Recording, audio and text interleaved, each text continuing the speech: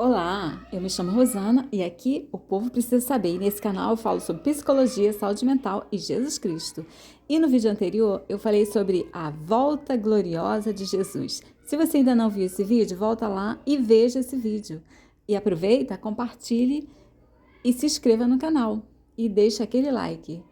E no vídeo de hoje eu vou falar sobre quando que será essa vinda. Que dia que será? Acho que eu tive uma revelação. E vou dizer para vocês quando que será. E eu continuo com as palavras de Jesus, porque eu creio na palavra de Jesus. Em Mateus 24, 32, diz assim: Aprendei, pois, a lição da figueira, quando os ramos surgem e as folhas começam a brotar. Vocês sabem que o verão está próximo. Jesus está dizendo aqui: aprendei, pois, tudo que eu estou ensinando aqui não é para eu falar e vocês ficarem inventando, criando coisas. Aprenderem e guardarem é o que Jesus está dizendo. Acautelai-vos, ficai de olhos bem abertos, vede que ninguém vos engane. Virão muitos falsos profetas, falsos cristos. Jesus vem alertando e dizendo: aprendei, pois. Aí ele fala da figueira. No versículo 33 diz assim: da mesma forma, quando virem todas essas coisas, saberão que o tempo está muito próximo, à porta. Tudo o que está acontecendo, o que já aconteceu e o que virá é para ficarmos em alerta, porque está próximo. Nós não prestamos atenção em tudo, nós não prestamos atenção nas estações do ano. É a mesma coisa, fiquem em alerta.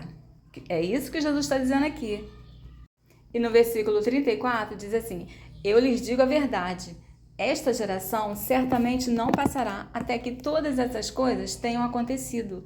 Nós somos essa geração, nós fazemos parte dessa geração, nós vamos ver tudo acontecendo. É claro, né, que muitos vão morrer, encontrar com Cristo, mas os que ficarmos vivos, vamos ver tudo isso ainda acontecer, que são as dores do parto, porque tudo que aconteceu foi só o princípio das dores. E no versículo 35 diz assim: o céu e a terra desaparecerão, mas as minhas palavras jamais desaparecerão. Não vai ter erro, mas vocês precisam ser pacientes.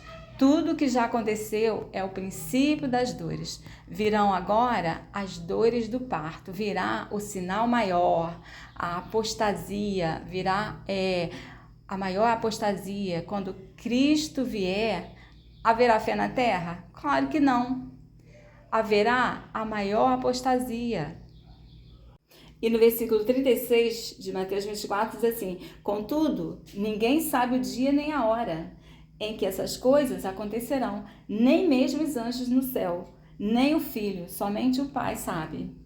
O que Jesus está dizendo aqui, mas a respeito daquele dia, ninguém sabe, nem os anjos, nem o Ellen White, nem Rutherford e outros que ficam marcando as datas e escrevem livros para ficarem ricos, adivinhando coisas que nem foram ditas para eles. Jesus não disse, Deus não falou nem para os anjos, nem o Filho não sabe.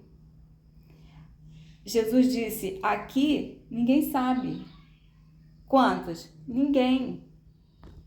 Ou seja, não vos compete saber. O Pai reservou para ele exclusivamente. Ele não falou para Paulo, que teve lá no terceiro céu, nem para os anjos. Vai falar para você? Se enxergue. No versículo 37 diz assim: quando o filho voltar, será como no tempo de Noé.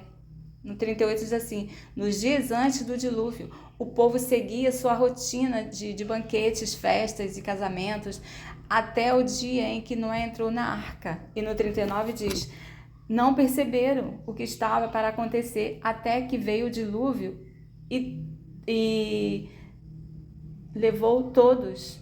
Assim será na vinda do Filho do Homem.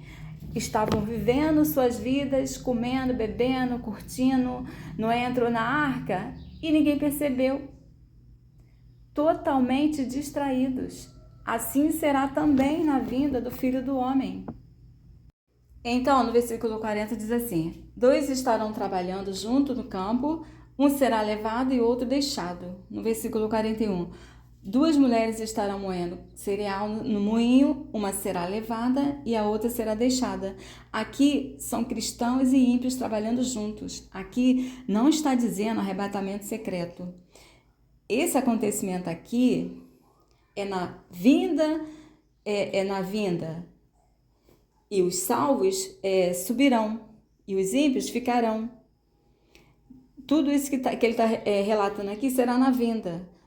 Terá ímpios e cristãos trabalhando junto. Aí aparecerá o sinal do céu, todos verão. Aí os salvos subirão e os ímpios ficarão.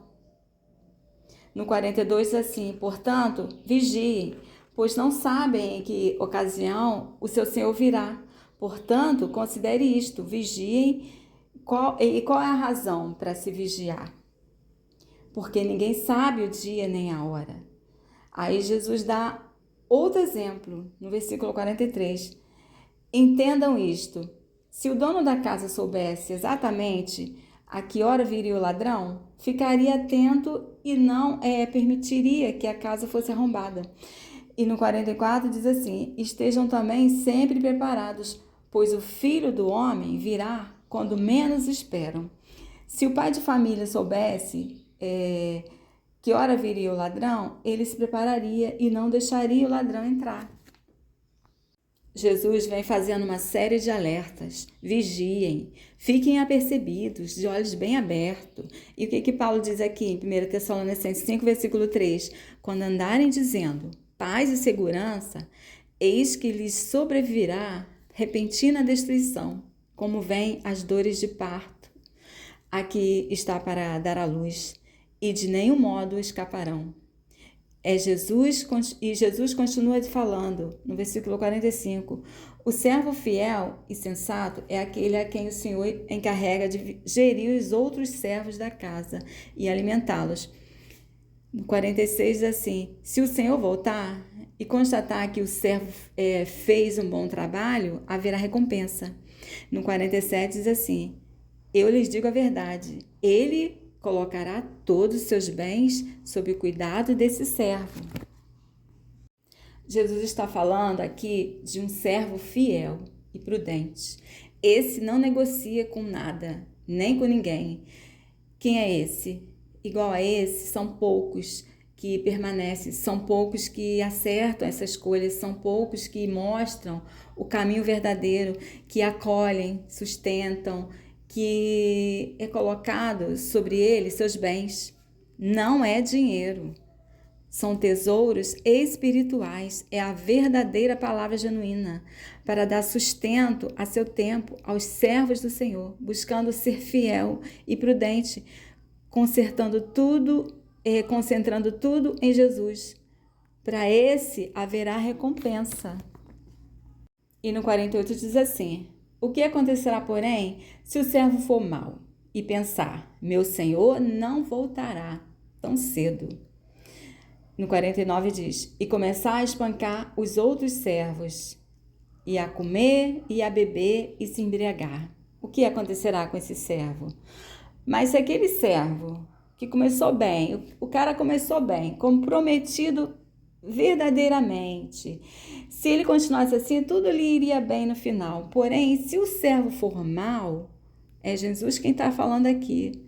Se o servo for mau, ou vai ficando mal durante o tempo, mas se aquele servo que era bom se tornar mal, é porque dentro dele já tinha uma inclinação. Ele conseguiu, durante um tempo, rejeitar aquilo que tinha dentro dele. Mas passando o tempo, ele vai ficando mal, a corrupção vai vindo e ele vai deixando a natureza dele, que se inclina para o mal, sobressair e fica um servo mau. Ele começa a dialogar consigo mesmo, como diz aqui no versículo 48 de Mateus 24. Porém, se o servo for mau e pensar, Ele está dialogando com ele mesmo. Meu Senhor demora, meu Senhor demorará. Ou o meu Senhor não voltará cedo. E começar a espancar os outros servos. Ele usa esse argumento, meu Senhor demora, já passaram 2026 anos, eu vou dizer, enquanto ele não volta, ele começa a pensar que ele agora é o representante. Meu Senhor demora, eu estou aqui, vou lhe representar. E começa a explorar os fiéis. Eu tenho mais que usar a teologia do domínio. Já que todo mundo me respeita, vou aproveitar. Esse é o pensamento desse servo mau. A maioria desses líderes nem querem que Jesus volte. Estão confortáveis em suas riquezas. Eles dizem, o Senhor demora, então eu faço o que eu quiser. Com isso e com esse poder, ele começa a tratar mal os servos, começa a espancá-los. Você é um líder pedófilo? Você é um servo mau, você é considerado um servo mau. Quando eu digo que você está diferente, não estou dizendo que você mudou. Você, me parece, está depressivo com toda essa gritaria. Você fica aí gritando, achando que está enganando quem? Você só está demonstrando o quanto você está depressivo, porque você tiraram ali o seu cargo. Você é um servo mau. Você é um hipócrita. Esse perverso começa a se acostumar com a vida regalada. Esses servos são maus, comem e se embriagam, enquanto os servos estão sem o que comer, vivem na maior precariedade. São dominadores, opressores, senhores do rebanho. O que acontecerá com esse servo mau? No versículo 50 diz assim, o Senhor desse servo voltará em dia que não se espera e em hora que não se conhece. No 51 diz, cortará o servo ao meio e lhe dará o mesmo destino dos hipócritas. Ali haverá choro e ranger de dentes. É o mesmo destino que eles terão dos hipócritas. E Jesus prossegue fazendo comparações. Agora ele chega na parábola das 10 virgens. Em Mateus 25, de 1 a 4, diz assim, então o reino dos céus será como as 10 virgens, que pegaram suas lamparinas e saíram para encontrar-se com o noivo. 5 delas eram insensatas e 5 prudentes. As 5 insensatas não levaram óleo suficiente para as lamparinas, mas as outras tiveram o bom senso de levar óleo de reserva. Jesus diz, então, ou seja, eu preciso apresentar a vocês uma outra dimensão do reino dos céus. Jesus diz, então, o reino dos céus será como as 10 virgens, que tomando suas lâmpadas saíram a encontrar com o noivo. Aqui ele se coloca como noivo. Jesus ilustra como um noivo que tinha 10 virgens esperando por ele. 5 dessas virgens eram tolas, insensatas, crentes levianos, crentes tolos, crentes que seguem a Cristo culturalmente, fazem das reuniões um estilo de vida. Crentes que correm atrás de teologia da prosperidade, crentes que não estão preparados para a demora do tempo que for. Todos que buscam esse tipo de teologia do domínio, da prosperidade, só vão atrás de Jesus visando bênçãos, não são perseverantes, resilientes, não estão preparados para aguentar a demora. E Jesus não tem nenhuma ilusão quanto ao fato de que, dentre aqueles que saíram para esperá-lo, tem uma quantidade enorme de nércios, gente tola, sem raiz, sem profundidade, sem compromisso, só acham legal ser crente, ir para as reuniões no domingo, no meio da semana, fazem das congregações um clube gospel. 5 dentre essas virgens eram manipuláveis, presa fácil para cães gulosos, altamente impressionáveis. Nunca compreendiam o significado real de ser de Deus, de ser de Jesus, de ser do Evangelho. São aqueles que seguem qualquer vento de doutrina. Todos que não desenvolviam a consciência de terem que esperar, tinham que perseverar, teriam que desenvolver muita resistência, muita paciência, muita paz, muita calma. Aparecendo ele ou não, sou de Deus. Vindo nos meus dias ou não, eu sou dele. Se ele não vier para mim, todavia eu vou para ele. Se Jesus fosse contar essa parábola nos dias de hoje, ele diria: 9 eram tolas e 1 era prudente. Porque tem crescido absurdamente o número de crentes nércios, tolos. São somente são sementes que caíram à beira do caminho, que vão ser arrancados, outros que caíram entre os espinhos e vão ser sufocados. Não tem ancoragem na graça. São crentes mimados. Não gostei do que o pastor falou naquele culto, vou mudar de igreja, vou mudar de congregação. 5 eram nércias, 5 eram prudentes, fiéis. Se ele viesse logo, ou se demorasse, elas não se arredariam do compromisso. E Jesus prossegue dizendo no versículo 3, as 5 insensatas não levaram óleo suficiente para as lamparinas. Elas até começaram bem, pegaram suas lamparinas. O problema foi a espera. É na espera que se vê quem é quem. Nesse tempo da demora de Jesus que a gente vê quem é a igreja e quem não é. É nessa hora que a gente vê quem é a igreja dele e quem não é a igreja dele. E nesse tempo da espera, quando a gente vê o comportamento, aqui Jesus diz que as nércias de saída também levaram suas lamparinas. Mas as outras 5 tiveram o bom senso de levar óleo de reserva.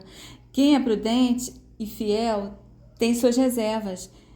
Ninguém mais quer obedecer nos dias de hoje, mas eu tenho as minhas reservas. E essas reservas só acontecem para quem tem vida com Deus.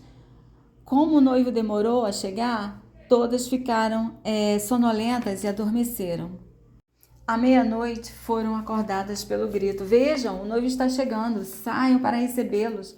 No 7 diz: todas as virgens se levantaram e prepararam suas lamparinas. No 8 diz: então as 5 insensatas pediram às outras: por favor, deem-nos um pouco do óleo, pois as nossas lamparinas estão se apagando. E no 9 diz: as outras, porém, responderam: não temos o suficiente para todas, vão comprar o óleo para vocês. E no 10 diz: quando estavam fora comprando óleo, o noivo chegou.